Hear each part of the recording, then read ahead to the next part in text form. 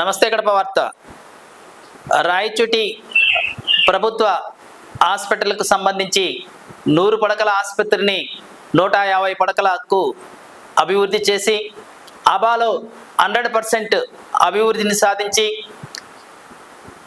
రాయచోటి ప్రభుత్వ ఆసుపత్రిని ప్రగతి పదంలో నడిపిస్తున్నటువంటి మెడికల్ సూపరింటెండెంట్ డాక్టర్ లక్ష్మీప్రసాద్ గారు మనతో ఉన్నారు.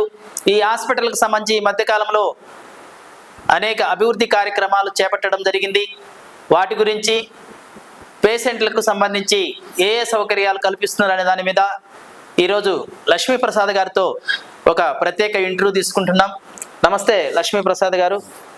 ఇప్పుడు మనకి ఈ హాస్పిటల్కి సంబంధించి మీరు సూపరింటెండెంట్గా అయిన తర్వాత ఇప్పటి వరకు ఏ అభివృద్ధి కార్యక్రమాలు చేపట్టడం జరిగింది? హాస్పిటల్లో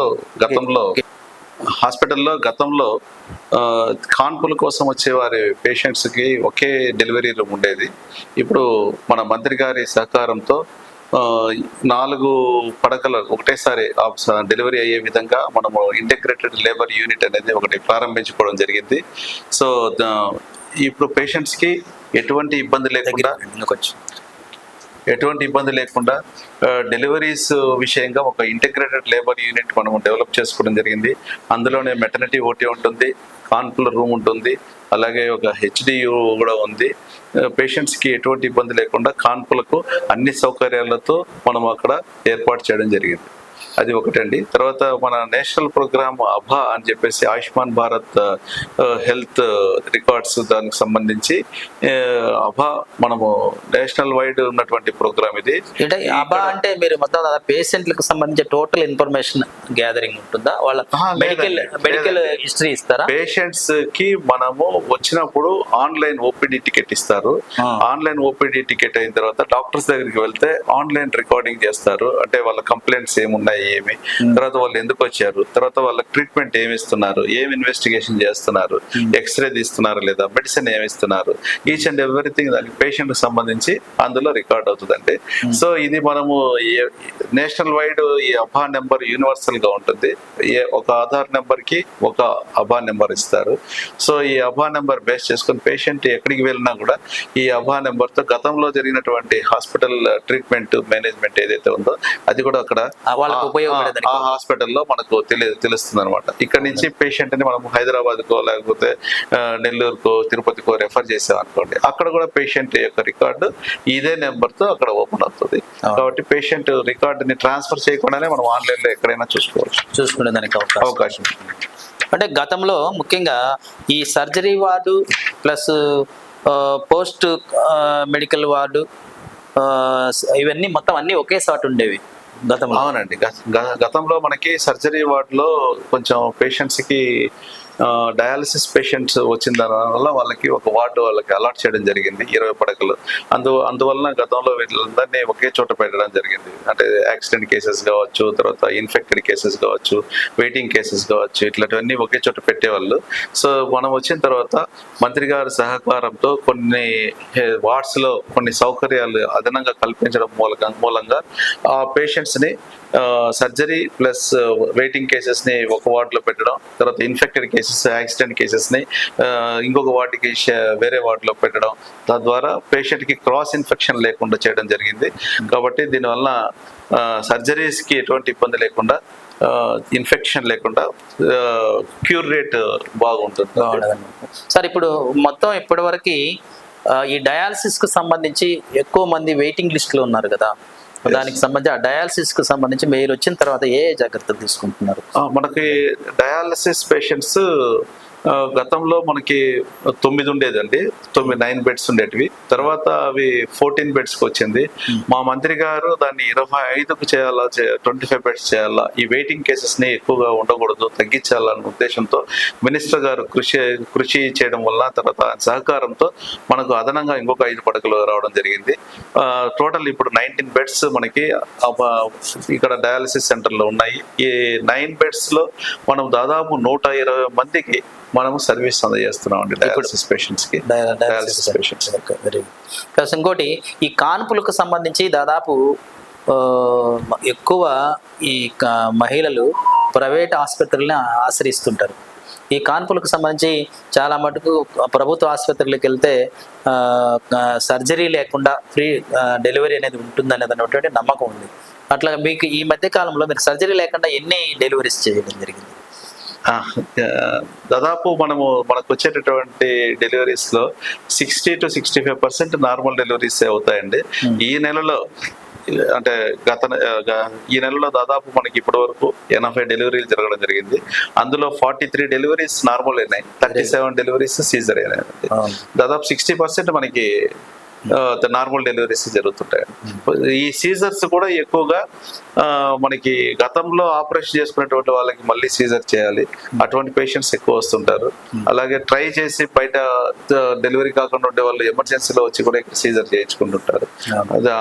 వాళ్ళు ఎర్లీగా వస్తే వాటిని కూడా మనం నార్మల్ చేసేదానికి ప్రయత్నం చేయొచ్చు. అంటే ఇంకో ముఖ్యంగా డాక్టర్ గారు, ఈ మధ్య కాలంలో ఈ డెలివరీ కేసెస్లో హిమోగ్లోబిన్ తక్కువైపోవడం, ఏ 5% 6% ఉండడం వల్ల వాళ్ళకి ఎక్కువ మంది కొన్ని డెత్ కేసెస్ కూడా వచ్చేదానికి అవకాశాలు ఉన్నాయి.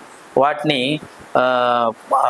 ఈ ముఖ్యంగా మహిళలకి, ప్రెగ్నెన్సీ మహిళలకి మీరు ఇచ్చే సలహాలు ఏంటి?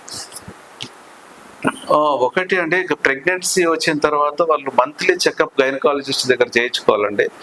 తర్వాత ఇప్పుడు గవర్నమెంట్ వాళ్ళు ఒక ప్రోగ్రామ్ ఉంది, పిఎంఎస్ఎంఏ ప్రోగ్రామ్ అని, ప్రధానమంత్రి సురక్షిత్ మాతృత్వ అభియాన్ అని చెప్పేసి ఒక ప్రోగ్రామ్ ఉంది. అది ప్రతి నెల 9వ తారీఖున జరుగుతుంది. ఆ ప్రోగ్రాములో మీరు ఎవరి మంత్ ప్రెగ్నెంట్స్ అంతా హాస్పిటల్కి వస్తే వాళ్ళకి సంబంధించిన టెస్టింగ్స్ అన్నీ జరుగుతాయి, పరీక్ష చేయడం జరుగుతుంది, స్కానింగ్ చేయడం జరుగుతుంది. ఇవన్నీ చేయడం వల్ల వాళ్ళ బిడ్డ గ్రోత్ ఎలా ఉంది, తర్వాత మదర్కి బ్లడ్ ఎలా ఉంది, తక్కువ ఉందా ఎక్కువ ఉందా, ఆమెకి ఏం అవసరం, ఇవన్నీ కూడా మనం నిర్ధారించడం జరుగుతుంది గైనకాలజిస్ట్ ద్వారా. ఆ తర్వాత వాళ్ళకి ఎవరైతే అనీమిక్ గా ఉన్నారో వాళ్ళకి మంత్లీ చెకప్ వస్తే వాళ్ళకి మనము ఐరన్ టాబ్లెట్స్ ఇస్తున్నాం, తర్వాత ఐరన్ ఇన్ఫ్యూషన్ చేస్తున్నాం. వాళ్ళ కోసం సపరేట్ గా ఒక 10 పడకలను అరేంజ్ చేయడం జరిగిందండి. ఈ ఐరన్ ఇన్ఫ్యూషన్ ఎవరికైతే తక్కువ ఉందో వాళ్ళకి ఐరన్ ఇన్ఫ్యూషన్ ద్వారా బ్లడ్ ను పెంచడానికి ప్రయత్నం చేస్తున్నాం. లేదు ఖచ్చితంగా బ్లడ్ ఎక్కించాలన్న వాళ్ళకి కూడా బ్లడ్ కూడా ఎక్కిస్తున్నాం. కాకపోతే మంచి ఆహార నియమాలు మంచిగా పాటిస్తే వాళ్ళకు ఇటువంటివి అవసరం లేకుండా కొంచెం హిమోగ్లోబిన్ మంచి పర్సెంటేజ్లో ఉండడం జరుగుతుంది. ముఖ్యంగా ఆకుకూరలు బాగా తినాలి, తర్వాత మంచి పౌష్టికాహారం తీసుకోవాలి. ఇలాంటివన్నీ ఆకుకూరలు ఎక్కువగా ఐరన్ ఉంటుంది. ఐరన్ రిచ్ ఫుడ్స్ తీసుకుంటే వాళ్ళకి హిమోగ్లోబిన్ పెరగడానికి అవకాశం ఎక్కువ. ముఖ్యంగా గతంలో శానిటేషన్కి సంబంధించి సరిగా లేదని ఆరోపణలు ఉండేవి. మీరు వచ్చిన తర్వాత ఏమైనా శానిటేషన్లో మార్పులు తీసుకొచ్చారా? ఇప్పుడు మనకి గవర్నమెంట్ వారు ఏజెన్సీలను మార్చడం జరిగిందండి. మార్చిన తర్వాత మనకి ఇప్పుడు ఏజెన్సీ వాళ్ళు కొంచెం ఫినాయిల్ మెటీరియల్స్ బాగా సప్లై చేస్తున్నారు. అలాగే మనకి శానిటేషన్ వర్కర్స్ కూడా ఎక్కువ మంది అందుబాటులో ఉన్నారు. ఈవెన్ రాత్రి నైట్ టైమ్స్ కూడా ఒక 2 హాస్పిటల్లో ఉండేటట్లు ఏర్పాటు చేసినాం. హాస్పిటల్లో శానిటేషన్ వర్కర్స్ కూడా నైట్ డ్యూటీస్ చేస్తున్నారు 2. అలాగే ఆఫ్టర్నూన్ 4 ఉంటారు, మార్నింగ్ 6 మెంబర్స్ ఉంటారు. ఈ విధంగా రౌండ్ ద క్లాక్ శానిటేషన్ అందుబాటులో ఉంది హాస్పిటల్లో. దీనివల్ల ఎక్కడ ఎటువంటి అన్క్లీన్లీనెస్ ఉన్నా వెంటనే శానిటేషన్ వర్కర్ అక్కడికి పోయేసి మనకు హెడ్ నర్సులు వాళ్ళ పర్యవేక్షణలో వాళ్ళు పనిచేస్తుంటారు. ఇమ్మీడియట్ గా వెంటనే దాన్ని క్లీన్ చేయడం జరుగుతుందండి. వాటర్ పడినా లేకపోతే ఏదైనా మెటీరియల్ పెట్టినా కూడా పడినా కూడా వెంటనే క్లీన్ చేస్తారు. అలాగే ఇప్పుడు డస్ట్బిన్స్ కూడా ఇంక్రీజ్ చేయడం జరిగిందండి. ప్రజలకు అందుబాటులో ఉంటుంది. ఎవరు కిటికీలలో కానీ అక్కడ ఇక్కడ వేయకుండా డస్ట్బిన్స్ లో వేసేటట్లు చేసాము. ఇవన్నీ చేయడం వల్ల శానిటేషన్ బాగా పెరిగింది, బాగా ఇంప్రూవ్ అయింది. సార్ ఇంకోటి, ముఖ్యంగా మీరు సూపరింటెండెంట్ గా వచ్చిన తర్వాత హాస్పిటల్ డెవలప్మెంట్ ఎలా ఉంది? అది మీరే చూసారు, వస్తున్న దారిలో ఎలా ఉంది హాస్పిటల్ అనేది. సో విజువల్స్ అన్ని మీకు కనిపిస్తున్నాయి. సీసీ కెమెరాస్ లో హాస్పిటల్ డెవలప్మెంట్ ఎక్కడెక్కడ ఎలా ఉంది అనేది మీరు కూడా చూస్తున్నారు. సో మాకు తెలిసి మేము 100% శానిటేషన్ పబ్లిక్ కి తగ్గట్టుగానే మేము చేస్తున్నామని భావిస్తున్నాం. మెడిసిన్స్ ప్లస్ మామూలుగా డాక్టర్కి సంబంధించినటువంటి అన్ని అవసరాలు పేషెంట్ మెడిసిన్స్ అంటే మెడిసిన్స్ మాకి పబ్లిక్ కి ఎటువంటి పరిస్థితుల్లో బయటికి రాయించేది లేదండి. అన్ని మెడిసిన్స్ కూడా ఇక్కడే అందుబాటులో ఉండాలి. తర్వాత ఏదైనా మెడిసిన్ అవసరం అనుకుంటే దాన్ని ఏర్పాటు చేయడానికి తగిన చర్యలు కూడా తీసుకుంటున్నాం. సార్ ఇంకోటి మనకి గతంలో ఈ ఆక్సిజన్ కానీ లిఫ్ట్ ప్రాబ్లం ఉండేది, దాన్ని ఏమైనా రెక్టిఫై చేశారా? లిఫ్ట్ అండి మన మంత్రి గారి దృష్టిలో పెట్టామండి. అది మినిస్టర్ గారు దానికి ఎస్టిమేషన్ కూడా వేయించి పంపించడం జరిగింది. మినిస్టర్ గారు ఆదేశాలు ఇచ్చారు ఇంజనీరింగ్ డిపార్ట్మెంట్ కి. అలాగే ఈ ఆక్సిజన్ వచ్చేసి దానికి కూడా పాత బిల్డింగ్ ఏదైతే ఉందో అందులో ఆక్సిజన్ పైప్ లైన్ ఉందండి. కొత్త బిల్డింగ్ కి ఏదైతే ఉందో దానికి ఆక్సిజన్ పైప్ లైన్ ఇంకా శాంక్షన్ కాలేదు. సో దానికోసం కూడా నివేదికలు పంపించడం జరిగింది. అది కూడా మంత్రి గారు ఇంజనీరింగ్ డిపార్ట్మెంట్ వారికి చెప్పడం జరిగింది.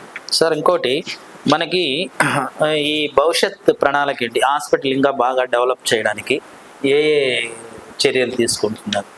కొత్తగా బిల్డింగ్ కూడా కన్స్ట్రక్షన్ చేస్తున్నట్టున్నారు ఎదురు. ఓకే, ఇక్కడ అండి ఒకటి మనకి క్రిటికల్ కేర్ యూనిట్ అనేసి మన మంత్రి గారి సహకారం, దీనికి మంత్రి గారికి నిజంగా ధన్యవాదాలు తెలియజేసుకోవాలండి. హాస్పిటల్కి నిజంగా ఒక ఆనిముత్యం లాగా మనకు క్రిటికల్ కేర్ యూనిట్ అనేది శాంక్షన్ అయింది. సో ఇది శాంక్షన్ కావడం వల్ల మనకు పబ్లిక్ ఇక్కడ నుంచి కొన్ని రెఫరల్స్ కూడా తగ్గుతాయి. సో ఇది పనులు కూడా చాలా త్వరితగతం జరుగుతున్నాయి. తొందరలోనే మనకు మొత్తం దాని బడ్జెట్ ఎంత డాక్టర్ గారు? దాదాపు క్రిటికల్ కేర్ యూనిట్ 23 crores 23 కోట్లతో కన్స్ట్రక్షన్ చేస్తారు. అంటే ముఖ్యంగా ఆ క్రిటికల్ కేర్ యూనిట్ గాన అందుబాటులోకి వస్తే రాయచోటి ప్రభుత్వ ఆసుపత్రి ఒక బ్రహ్మాండమైనటువంటి మనకు దాదాపు కార్పొరేట్ హాస్పిటల్ స్థాయికి ఎదిగేదానికి అవకాశం ఉంది. తర్వాత క్యాజువాలిటీ ఒకటి మనము ఇక్కడ ఓల్డ్ ఓపీడీ బ్లాక్ లకి మార్చాల్సి ఉంది, అదొకటి ఉంది. తర్వాత పైన ఓటీ బ్లాక్ చేశారు, అది కూడా ఇంకా ఓపెనింగ్ కాలేదు. దాన్ని కూడా ఓపెనింగ్ చేసుకోవడానికి మంత్రి గారి ఆదేశాలతో పనులు జరుగుతున్నాయండి. In patients plus out patients ఎంతమంది? మనకు ఇన్ పేషెంట్స్ యాక్చువల్గా ఇది 100-bed హాస్పిటల్. 100 పడకల ఆసుపత్రి అయినా కూడా మనకు దాదాపు 130 నుంచి 150 వరకు మనకు పేషెంట్స్ ఇన్ పేషెంట్స్గా ఉంటారు. మనము బెడ్స్ కూడా ఆ విధంగా అరేంజ్ చేయడం జరిగింది. ఖాళీగా ఉన్న చోట కూడా కొంచెం మంచాలు ఇవి ఉన్నా కూడా మనము వాటిని ఇచ్చేసి ఆధునీకరించి కొంతమంది దాతలు డొనేషన్స్ చేయడం వల్ల బెడ్షీట్స్ ఇవన్నీ అరేంజ్ చేసుకొని మనము దాదాపు 148 పడకలు అరేంజ్ చేసామండి పేషెంట్స్కి. సో ఇక్కడ పడకలు ఎక్కువైనా కూడా మా శానిటేషన్ సిబ్బంది దగ్గర నుంచి డాక్టర్స్ వరకు అందరూ కష్టపడి పేషెంట్స్కి సాటిస్ఫాక్షన్ లెవెల్స్ పెంచడానికి కూడా అందుబాటులో ఉంటూ వాళ్ళకి సరైన వైద్యం అందిస్తున్నందుకు వాళ్ళందరికీ కూడా ధన్యవాదాలు తెలియజేసుకుంటున్నాను. థ్యాంక్ యూ అండి. Last and final question.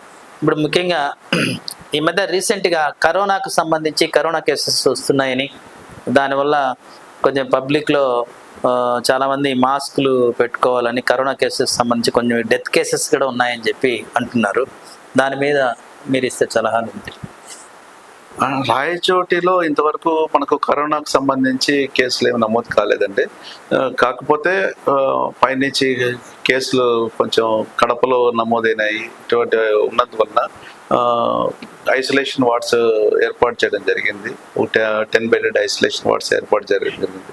ఏదైనా సరే సిమ్టమాటిక్ కేసెస్ ఏదైనా వస్తే మనం అందులో ఉంచి వారికి సరైనటువంటి వైద్యం అందించడానికి మా డాక్టర్లు సిద్ధంగా ఉన్నారు. వాళ్ళకి సంబంధించిన ఆక్సిజన్ కాన్సన్ట్రేటర్స్ కావచ్చు, ఆక్సిజన్ సిలిండర్స్ కావచ్చు, తర్వాత మాస్కులు కావచ్చు, అలాగే పీపీఈ కిట్స్ కావచ్చు మనకు అందుబాటులో ఉన్నాయండి. ఇబ్బంది లేదు. రాయచోటిలో మనం will treat the patients. Okay okay. మీకు సలహా అంటే ముఖ్యంగా ఎక్కడైనా సరే ఒక గుంపుగా మనము వెళ్ళినప్పుడు ఖచ్చితంగా మనము ప్రివెంటివ్ మెజర్స్ తీసుకోవాల్సిందే, మాస్క్లు వాడాల్సిందే. ఇంటికి వెళ్ళిన తర్వాత శానిటేషన్ హ్యాండ్స్ శానిటేషన్ లేకుండా, హ్యాండ్ వాష్ లేకుండా మనము వస్తువులను ముట్టుకోవడం కానీ పిల్లల్ని ఎత్తుకోవడం కానీ చేయకపోవడం మంచిది. హ్యాండ్ వాష్ చేసుకున్న తర్వాతనే పిల్లల్ని దగ్గర తీసుకుంటే మంచిది. ఓకే, థ్యాంక్ యూ డాక్టర్ గారు, మీకు ఉన్నటువంటి విలువైనటువంటి సమయాన్ని మాకు కేటాయించింది. Thank you.